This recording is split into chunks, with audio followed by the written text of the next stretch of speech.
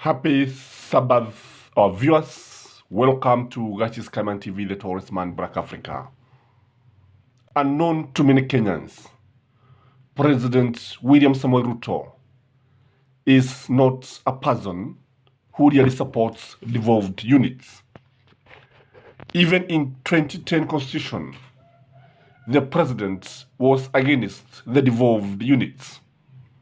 If you look at the county government today, for almost 5 months now, no money has been sent to the devolved units. The county governments are collapsing. The county governments have been denied funds. They have been starved. And without money from the national government, the county government cannot survive. You have seen governors crying. We have seen governors lamenting. We have seen doctors going on strike. We have seen workers complaining that they have not received money for 4 months. So, is William Samoei Ruto comfortable with the devolution as our viewers? When you look at the national government of William Samoei Ruto, is he really supporting devolution? Why is he anti-devolution?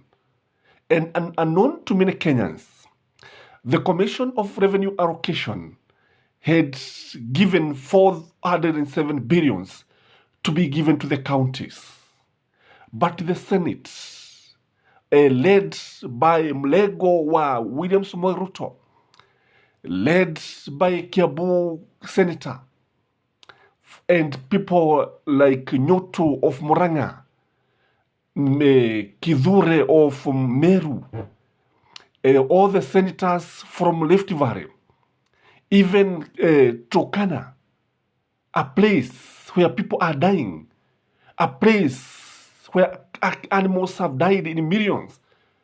They voted against this, which, in my view, was betrayal to the people. Instead of voting for 407 billion, they voted for 385 billions.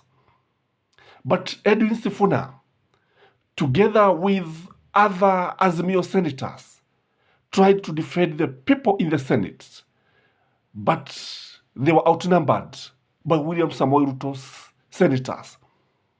This was shocking in my view. This is something that Kenyans should take note.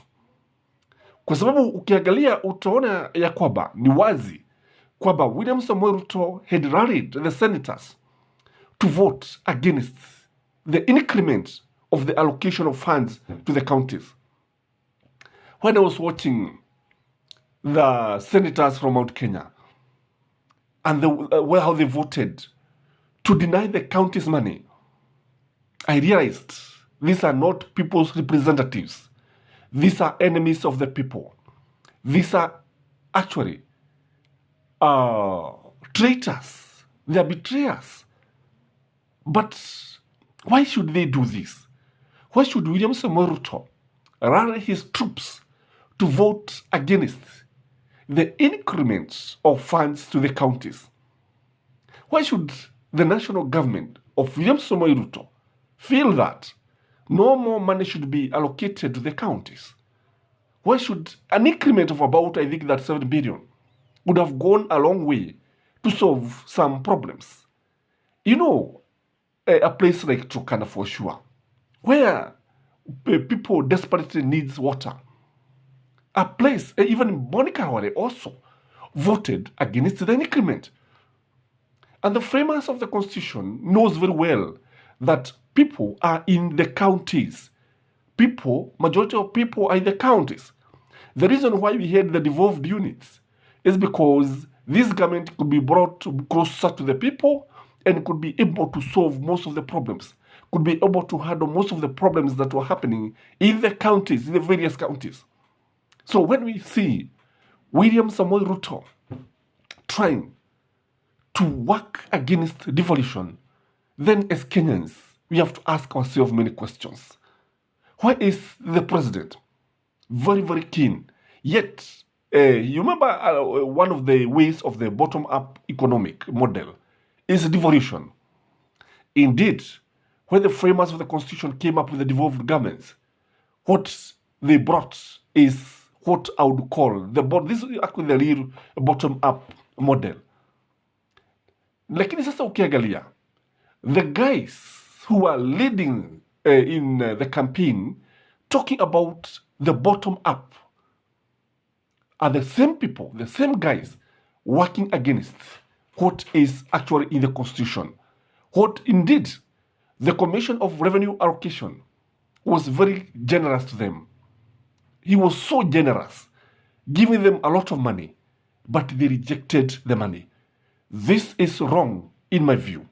So why should the Senate, which is mandated by the Constitution, to work and cater and fight for the county government? Indeed, the Senate represents the county governments. Maslahi yote ya magatuzi yako kule katika seneti. Lakini kile ambacho tunaona ni kwamba this is now the time when the hyena is eating its children. Because if these are the people who are expected to defend the counties, then this country is in great danger. This country iko katika mikono hatari sana.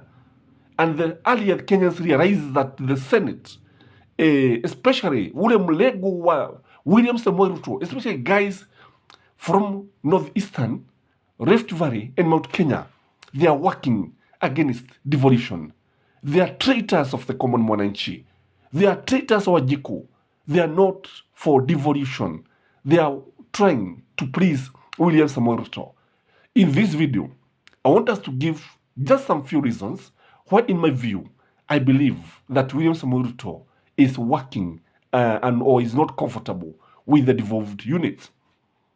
The first reason, in my view, why William Samoei Ruto is starving the counties is because he does want to see the common mwananchi empowered. That's the reality. Unajua baadhi ya viongozi hawataki kuona maendeleo. Indeed, when you look at William Samoei Ruto, he's not very keen when it comes to development. Yeye ukimtazama utaona ya kwamba by the fact that he was schooled in Moi's political classrooms, and you know Arap Moi was somebody who was allergic to development. That is why he left the roads networks completely deteriorated. That is why he left everything in limos. And when you look at William Samoei Ruto is falling into the same trap, is following the steps of Arap Moi. When you look at William Samoei Ruto, the fact that he was schooled in Arap Moi, and you know Arap Moi was not comfortable with the devolution. That's why he was rejecting also the 2010 constitutions. That is why he was fighting the second liberation heroes like Matiba. And most of these guys were fighting for the constitution. They were fighting for the common mwananchi. So William Samoei Ruto, the fact that he's a student of Arap Moi, cannot be very keen on devolution. The second reason, remember, William Samoei Ruto, from the beginning, did not support the 2010 constitution. Sote tunajua hivyo. Kwa hivyo yeye hajawahi kukubali haya magatuzi yanafaa kuwa pale. From the beginning, William Samoei Ruto would have wanted all the powers, all the money concentrated with the national government. Kwa hivyo wakati ambapo pesa zinatumwa kwenye magatuzi, yeye anaona ni kana kwamba pesa zinapotea. Yeye anaona ni kana kwamba sivyo ambavyo mambo yanafaa kuendeshwa. So he doesn't want to see the national cake being shared with the county governments, which is wrong in my view, because he swore to protect the constitution. And it is the 20th constitution that came up with the devolved units. It is the 20th constitution that said that such amount should be given to the county governments. Even when we look at the functions that have been devolved to the national government, from the national government to the county governments, you realize that something like agriculture has not yet been devolved. It has not yet been fully devolved. This tells you that the president does not want to see total devolution. The president does want to see empowered governance. Because you see, all said and done, when you look at the governors, they are like presidents of the counties. They are CEO of the county. That is the truth of the matter. So when the president see them actually getting the national cake, when the national cake is being shared with the governors, this one cannot go down well with the president. Kwa sababu kile ambacho tunajua ni kwamba if your heart is not there, if there's no goodwill, hata ufanye nini itakuwa ni kupoteza wakati. Hata ufanye nini itakuwa ni you are not there. You be forced to do things that you don't want.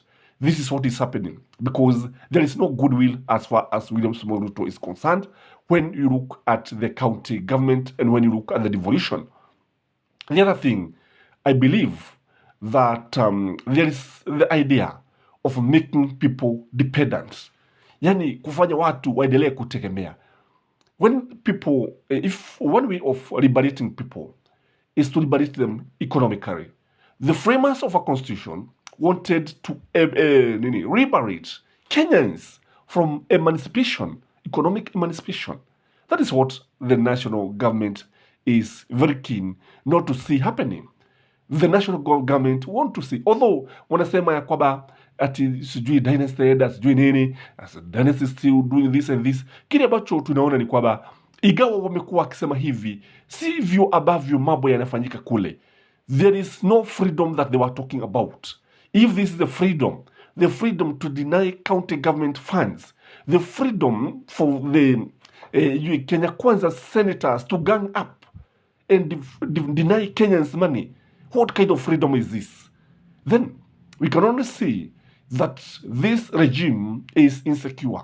We can only see that William Ruto does not want to see empowered governors, does not want to see an empowered voter, because the devolution was meant to ensure that mwananchi wa kawaida is empowered.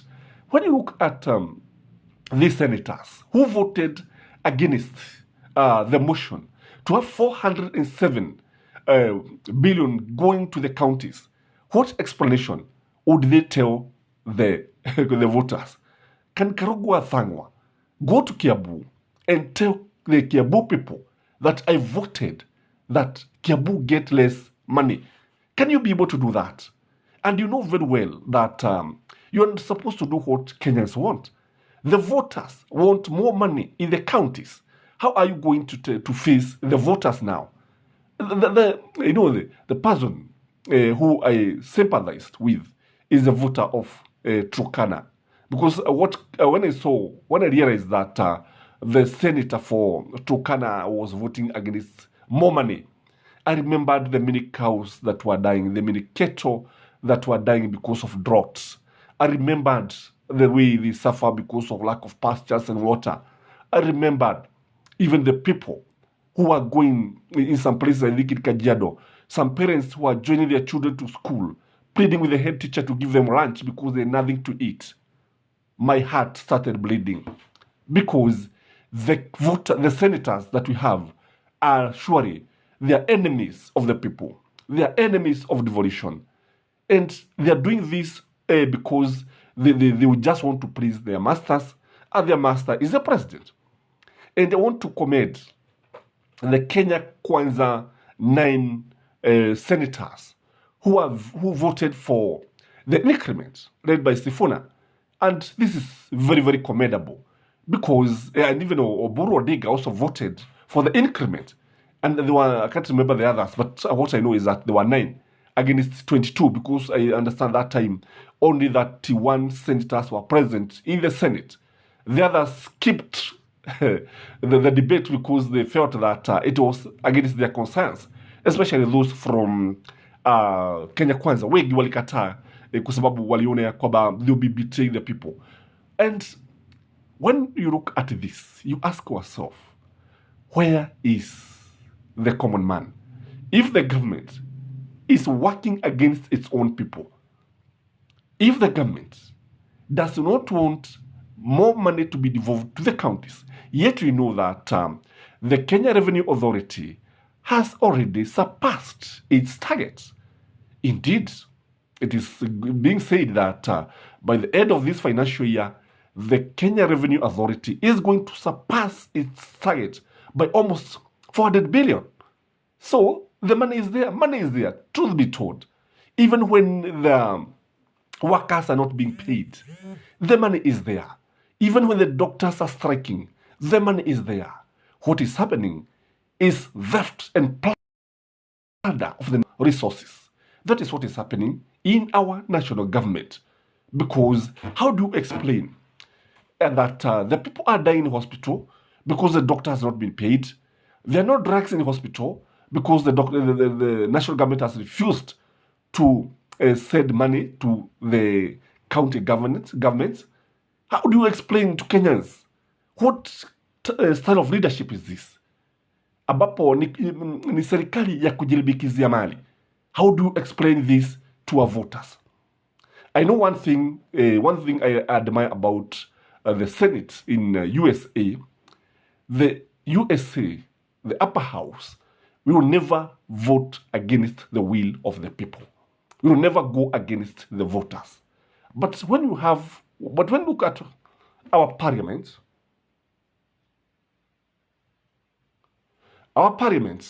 will always vote with their stomach. They don't vote with the people. I don't know what you think, but if you ask me, the government it is eating its people who are actually the voters. May you have a blessed Sabbath. I remain yours truly, Gashis Commander. Remember to like this video and comment. Let me know what you think about this political move. Till next time, bye-bye.